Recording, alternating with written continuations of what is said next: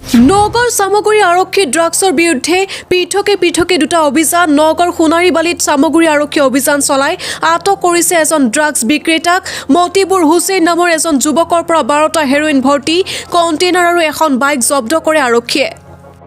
আনফালে নগৰ সামগ্ৰীৰ বাজিয়াগাঁৱত আন এক অভিযান চলাই জব্দ কৰিছে হেৰোইন ভৰ্তি কণ্টেইনাৰ সামগ্ৰীৰ বাজিয়াগাঁৱৰ হাছেন আলীৰ ঘৰত অভিযান চলাই 49টা হেৰোইন ভৰ্তি কণ্টেইনাৰ জব্দ কৰে আৰু লগতে হাছেন আলী আৰু হাছেন আলীৰ পত্নী জেছমিনা খাতুনক আটক কৰিছে বিগত বহু বছৰৰ পৰা সামগ্ৰীৰ এই অঞ্চলটোত এটা অসাধু চক্ৰই চলাই আহিছিল এই ড্ৰাগছৰ বেহা বাজিয়াগাঁও সামগ্ৰী বাজিয়াগাঁও ইয়াতে আপুনি কিবা দেখা পাইছে নেকি হয় ইয়াতে অলপ আজি প্ৰায় 1.5 বছৰ 2 বছৰ ধৰি ইয়াত ড্ৰাগছৰ বেহা চলি আছিলে আমি চৰকাৰক মানে আমাৰ প্ৰশাসনক আমি অনুৰোধ জনাইছিলোঁ আৰু লগতে আমি জনোৱা হৈছিলে যে ইয়াতে এই ধৰণৰ কাৰ্যক্ৰম চলি আছে তাৰপিছত আজি আমাৰ ঋতুপৰ্ণ মণিয়া ডাঙৰীয়া আমাৰ পুলিচ ষ্টেচনৰ ইনচাৰ্জ তেখেতে আহি পেলাই যিটো অভিযান চলালে প্ৰায় 49টা কণ্টেইনাৰ পাইছে সৰু কণ্টেইনাৰ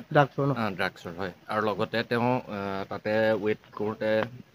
72 গ্ৰাম পোৱা হৈছে সন্দেহযুক্ত হেৰোইন হয় সন্দেহযুক্ত হেৰোইন আৰু লগতে ইয়াত যিখিনি বেপাৰ চলি আছে আজি বহুদিনৰ পৰা চলি থকাৰ পিছতো কোনো প্ৰশাসনিক পদক্ষেপ লোৱা হোৱা নাছিলে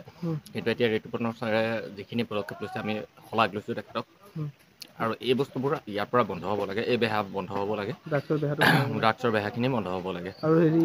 আটক কৰিছে কাক আটক কৰিছে এতিয়া দুগৰাকীক হাজবেণ্ড এণ্ড ৱাইফ নামটো সঠিককৈ মই নাজানো বাৰু কিন্তু আমি চিনাকি বাৰু তেওঁলোকৰ ঘৰতে অভিযান চলাইছিল হয় তেখেতৰ ঘৰতে অভিযান চলাইছিলে আৰু ইয়াত আছে বুলি আমি উপস্থিত ৰাইজে আমি তেখেতক অনুৰোধ জনাইছোঁ আমাৰ যিগৰাকী আৰক্ষী বহু লোক জড়িত আছে সেইখিনিৰ ওপৰত পদক্ষেপ ল'ব বুলি আশা ৰাখিলোঁ নগৰৰ পৰা বিভূতি বৰা ৰিপৰ্ট সুহানা লাইভ